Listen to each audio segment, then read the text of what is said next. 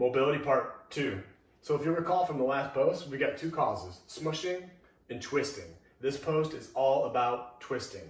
This twisting happens in the transverse plane. It's more rotational. It has to do with the femur externally rotating and the tibia internally rotating to cause increased compression of that IT band at that friction zone on that lateral condyle. So 2 most common causes of this are tight glutes, your hip external rotators, talk about what those are in a bit, and a stiff ankle. One, we've got 2 tests, but really they're screens. Screens are not as specific. It's like pass-fail, it's a little bit broader, it's not quite as accurate, and it's not meant to be. So we've got a hip internal rotation screen and an ankle pronation screen. With this, I'm against the wall to make sure that my pelvis stays flush. I'm not bending my knee, I'm not lifting my ankle up. I'm just imagining I'm just rotating around the axis of my hip, of my femur, and I'm seeing, do I get 25% of 90?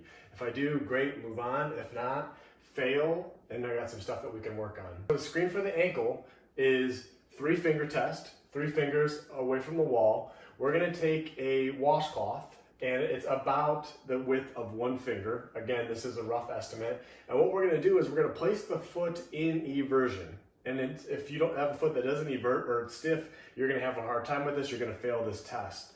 So what the test is, 3 fingers away, can you place that towel, your foot on the lateral border of your foot, and tap your knee to the wall without lifting your heel up? If yes, you've got this, pass, move on. It might not be this as your potential culprit. So if you failed the hip internal rotation screen, these are my top 3 ways to improve that test, to get a passing score. I actually like to do them in this order particularly. We've got the first one, iliacus release, which is an internal rotator of your hip and a flexor. We've got your glute external rotators. There's a bunch of them. And we've got hip extension with internal rotation. Soft tissue releases, trigger point releases, and then more of a mobilization with movement. I always like to go over the anatomy again, your bony landmarks. We've talked about last post, your ASIS, that's the hip pointer in the front. I want you to picture your pelvis like a bowl. The iliacus lines the inside part of that bowl. You've got your psoas muscle that's normally up there, and you've got your iliacus. Those 2 come together to form your iliopsoas, and they have a similar insertion point. So to find this muscle, and this is a very effective one, I promise you, I do this weekly on people and on myself. So with this, you find that ASIS, you bias your force towards the outside, and you're applying deep sustained pressure. In order to enhance that even more, by applying that deep pressure, I'm gonna rotate my hip out, externally rotating it, trying to open up my hip. You can save and spare your hands by using a muddler or use a remote control. I've used that before, but applying that deep sustained pressure each time, trying to sink in deeper and make sure you're going at that outward angle. And then sometimes I call that the cheeseburger grip. So next we got your glute max. You'll remember from a couple posts ago, the anatomy of what attaches to that IT band. One of the attachments is your glute max. So it is very, very important that we address this in this mobility restriction. So we also have all these other hip external rotators that are deeper. You got your piriformis, your gemelli brothers, your obturators, you've got your quadratus femoris. And if those are tight and restricted, those can prevent you from having a lot of movement in that transverse plane that could be potentially necessary and not allow you to internally rotate your femur, which slackens the IT band. So how we're gonna find this is, and when we're going after the entirety of the external rotators, it's gonna be some glute, it's gonna be some of the piriformis, it's gonna be a lot of stuff deep underneath if you get in the right spot. So how we find this is you find that outside hip pointer again, rotating in and out. Once you've identified that, you go up and back, just towards the back side of your pocket where you would keep a wallet. From there, you're gonna pin that up against the wall. And from there, I'm rotating my leg in and out, internally, externally rotating my hip to pin and floss that muscle underneath. Again, we're not moving the ball around. The only time you should be moving the ball is to find that tender spot. There's me saying no, wiggling my hips. And then we take our hip into extension, but we're gonna add a little internal rotation bias.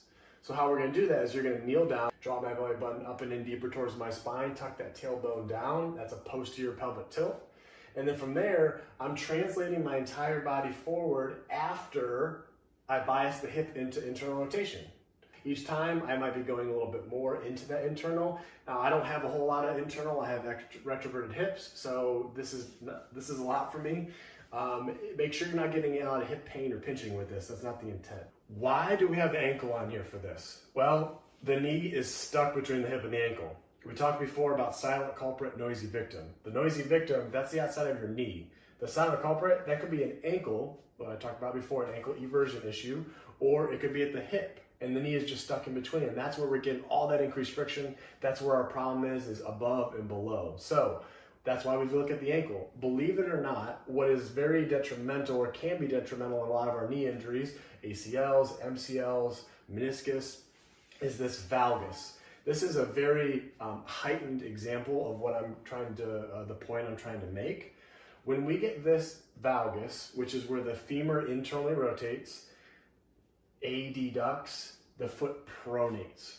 So when you get that pronation or that arch coming towards the ground, when we get this pronation is in addition with this valgus. So if you can imagine when your IT band is on the side there, what actually aggravates it is varus, or the knee going away from midline, that compresses that IT around the condyle.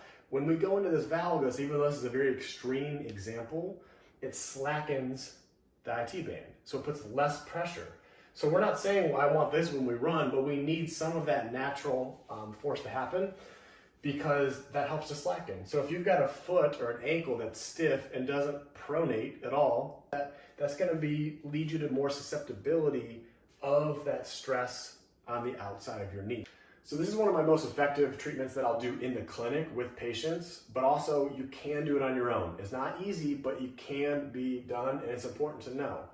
So you'll know you're doing it right if you've got all the pieces together. You can actually feel a good stretch in towards that front part, inside part of your ankle. So what I'm doing here is I'm using levers to help accomplish my stretch or the mobilization. I'm pinning my foot down to the ground.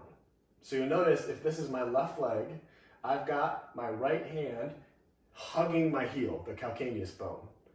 And I'm trying to keep that still and stable. This front hand, if you try to just pin it down with your heel of your hand, is not going to work. Spin it around so the web space of your hand is in the front part of that crease of your ankle, where your talus is.